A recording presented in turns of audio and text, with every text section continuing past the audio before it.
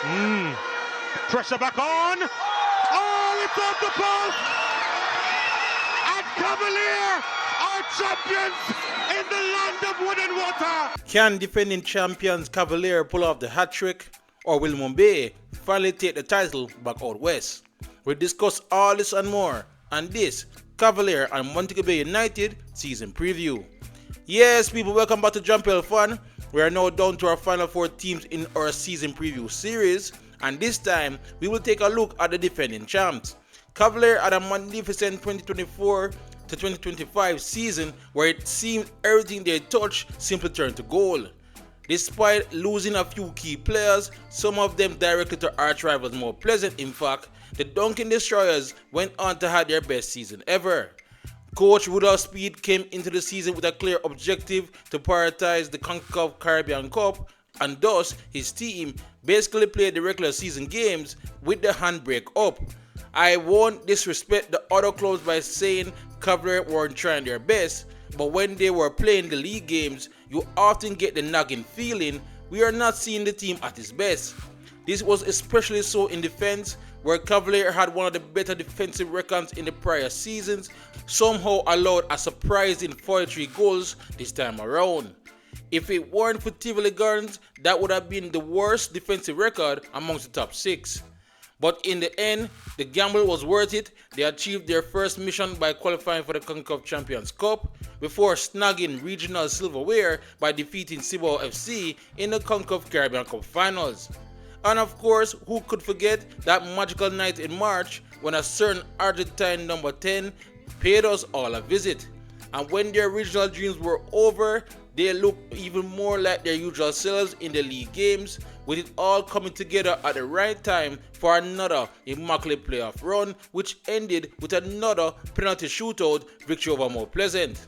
Fast forward to the present, and once again they lost some key players before the start of the season, but surely we learn by now this is the Cavalier way, and don't be surprised if we witness a path similar to what we saw last season.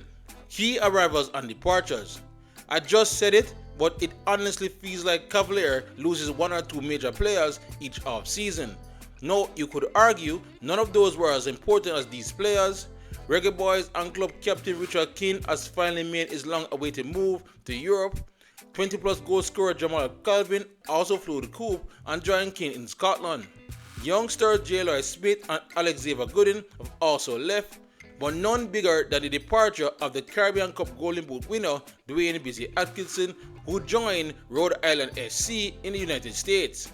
So some big shoes to fill, but Cavalier has been swift and decisive in finding replacement, with most of them coming from overseas. They acquired 23-year-old Surinamese international midfielder Serginho Dera from SV Transvaal, as well as 20-year-old Antiguan international winger Daryl Massicotte from Grenades FC. They also shop locally with the smart pickup of former Waterhouse fullback Navarda Blair and former Chappleton goalkeeper Garfield Tomlinson.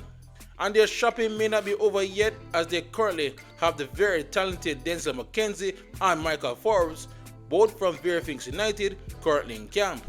If they finalize both of those deals and maybe an experienced backup number 9, then this transfer window would have been a smashing success for Cavalier. Key player to watch. Some good recruits so far, but replacing the goals left by Calvin and Atkinson won't be easy, which means there will be even more pressure on starting striker Shaquille Stein to fill that void. Of course, he will need help, but there's no doubt he is now the main man in Cavalier's attack. Their main aim this season. Rudolph Speed's first priority will never change. Cavalier will always aim at least to be in the final to guarantee their participation in the next CONCACAF Caribbean Cup. More silverware would just be icing on the cake. My prediction: I was a bit cautious about their prospects of repeating as champions last year after losing so many key players, but they have now proven to me and the rest of the league that they have got this league thing all figured out. Not to say there aren't challenges present. King, Calvin and Atkinson will be sorely missed, and it's never easy to juggle the Caribbean Cup with league play. Also, there's Speed's new role as technical advisor for the Reggae Boys, which may prove to be a distraction since the national team is at a pivotal point in its history. But saying all of that, expect another 4th place spot in the standings and at least a semi-final appearance for the Dunkin' Destroyers. Now we move from the defending champions to what should be one of their strongest contenders. Montego Bay United showed great ambition this time last year when they hired well-travelled Argentine Rudolf Zapata as the club's new head coach. With this new hire came new expectations and a new way of playing that was refreshing to see in the JPL. But Montego missed the playoffs the previous season, so results still mattered, and the West Coast team eased those fears somewhat from early on when they began the season with 6 victories from their first 10. And while they still had some clear weaknesses like their away form, they were always going to be playoff bound, which made Coach Zapata's departure all the more alarming as he was replaced by club legend Tika Davis to guide the club to a top 2 finish. They just narrowly failed in that objective, but they remained a title contender when the playoffs began. They managed to get by a scruffy Tivoli Garden, but were eventually edged out by league leaders Mount Pleasant in the semi-finals. But the club's ambition did not slow down this off-season as they went ahead and made numerous astute signings this transfer window. But the bigger move was prying away up-and-coming head coach Xavier Gilbert from Arnegans to lead this new era on the West Coast. They still have Mount Pleasant and Cavalier to worry about, of course, but the prospects of another league title coming to the second city has never looked higher. Key arrivals and departures. As I stated before, Montego made some great moves so far this transfer window in my opinion. In are the very talented winger Timor Lewis from Harbourview along with his teammate Okimo Jones. They managed to bolster the midfield as well with the signing of former Vera Phoenix United captain Matthew Ling. Fullback fill on the wing was another great pickup, and the attack looks completely reformed with the wingers Dwight Merrick, Shamar Smith and young Asian Clarence John Giles all joining the fray. But maybe convincing Captain Owain Gordon to sign a new contract and stay was their best move yet.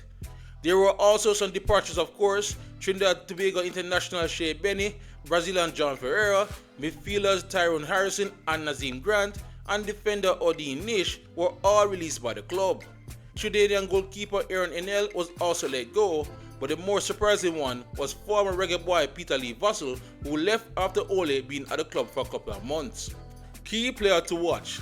Despite all the new big names joining the club, my key player to watch this season is defensive midfielder Lucas Lima.